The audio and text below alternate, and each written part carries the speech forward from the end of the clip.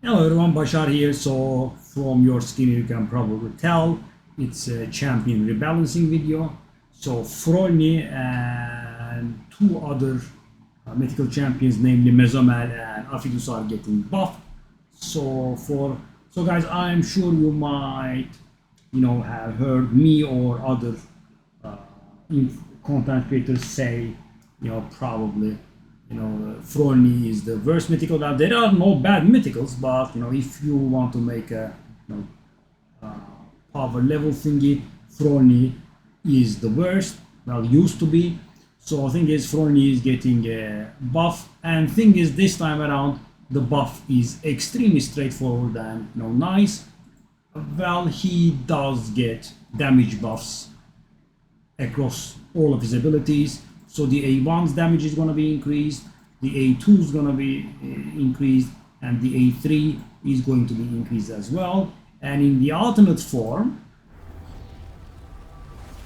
the A2's damage is getting increased. That's all the buffs there is. So the problem with reviving this kind of buff is because player never discloses the amount of buff, right? So I keep talking about this, guys. So thing is, I used to play a lot of Blizzard games, and Blizzard does something very nice. So guys, there is a very nerdy version of this, right, with the multipliers and in Blizzard games, attack power and whatnot. And it could be a little too complicated for the regular guy to include all the numbers. But what they could have done is what Blizzard does is, for example, they say damage has been by approximately 30%, right? I love that, right? I mean, we don't have to go the full nerd, but at least we need to, because damage increase. So for example, guys, if, I'm being a little funny, it could be 1% or it could be 200%, right? And that is, so that's why Frolni is bad, right? Because the damage is bad. So we don't know if he's great now or he is, still the same old Frolni.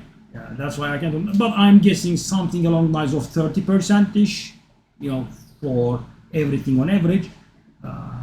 So I'm guessing, he will be up to par now. But as I said, I do not have.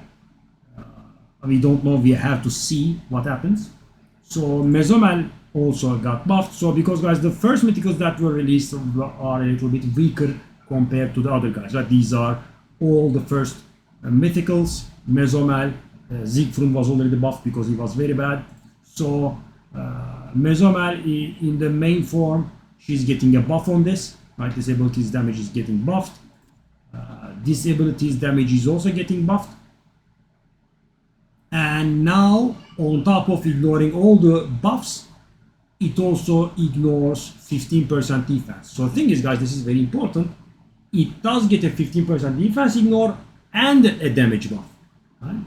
And this ability is mighty dangerous, right? Because you build Mezomel with 70% crit, and if you use her, you even build her with 43% crit, then you do this ability, you buff your crit by 30%, you get 27% from Dora, that gets you to 100% from 43% or 70%, and then you use this one, and this one is now going to deal more damage while ignoring 15% of defense, right? And thing is, because it blocks revive, it is mighty painful. And in the alternate form, she has only two abilities, right? There's the passive, and both of these abilities had their damage increased, right?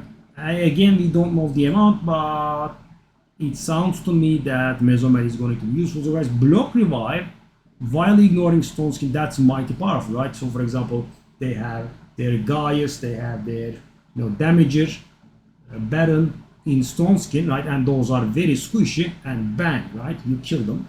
And block revive, so they don't have damage anymore, and you will eventually win. And finally, this is, I believe, the first time I'm going to benefit from a champion buff, guys, because most of the time I just don't have them, or if I have them, the buff is not good enough to make them viable. Now I think I am going to hit the buff. Aphidus is getting buffed. Aphidus's buffs are a little bit different. So now he places the veil on himself instead of the champion with the highest attack, which would not on the ally but himself. And also he plays a decreased defense now, right? And you know, it's not a 50%, 60%. He just places that decreased defense and veil on himself. And the damage has been increased as well. The A2 damage has been increased again.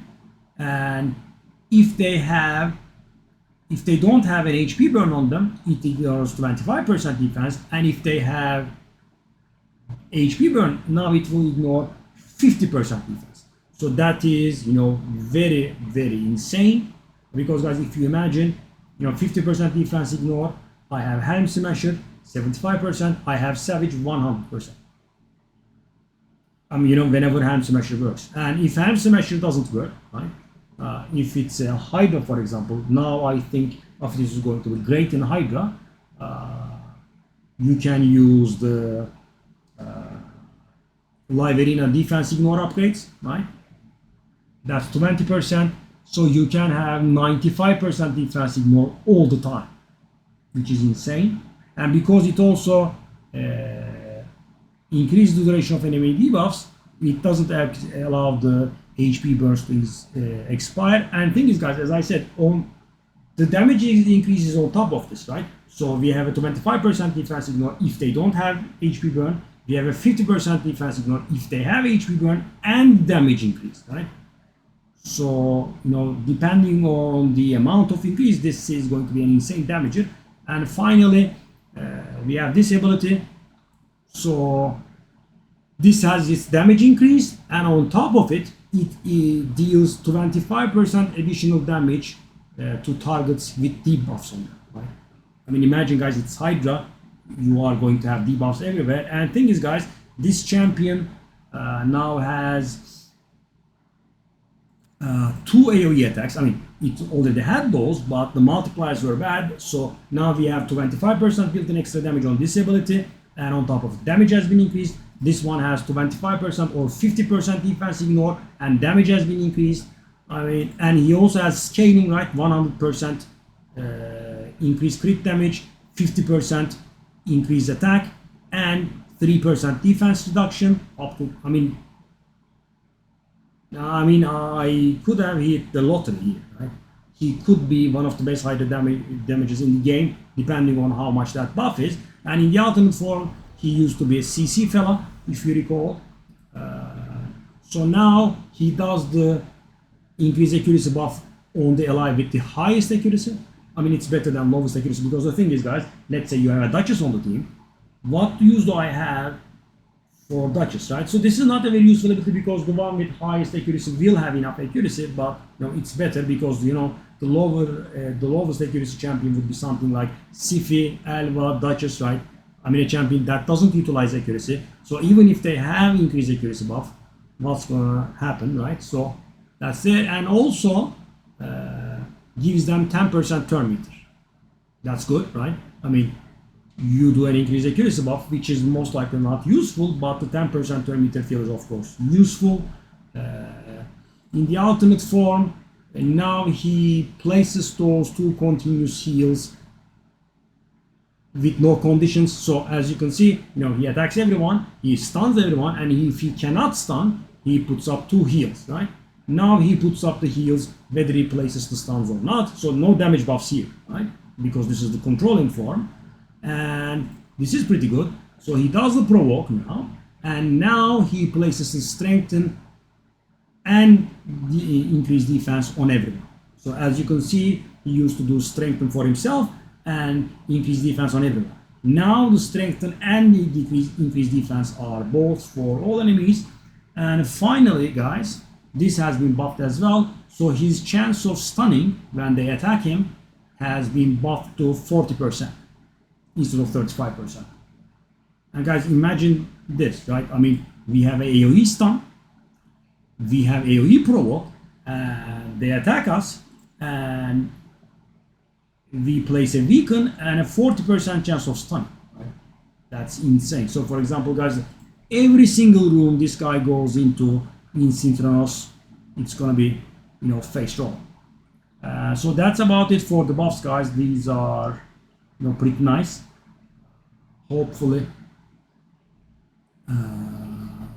the amounts will be tangible, but I think they will be. But sadly, of course, this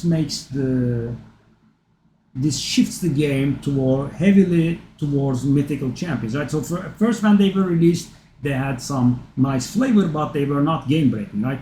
The first ones that were released were I believe, Siegfried, Frolni, Mezomel, and two more. I think we had 5 releases. Aphidus was one of those, maybe. No, Crixia is later on. So the first wave, guys, Garol was one of them. The first wave was not very overwhelming, right? Garol was decent, but, you know, not very impressive. But then we had, you know, Galatir, you know, Gizmak, etc. added. Our base was one of the first ones. So, you know, they were nice, but they were not game breaking. Now the game is shifting more and more towards mythical champions because they are buffing them, and so none of them were bad to begin with, right? I mean, they were bad in comparison to mythicals, but they were never bad champions. So, for example, guys, you know, I do a lot of Synchronos. You know, I do Synchronos takeovers on my account, and whenever you can bring a mythical to a room, it's generally face roll, right? They are very, very powerful. So yeah, let's see how that goes. But finally, I'm going to benefit from a champion buff that feels nice, and I will see you guys on stream. Bye bye.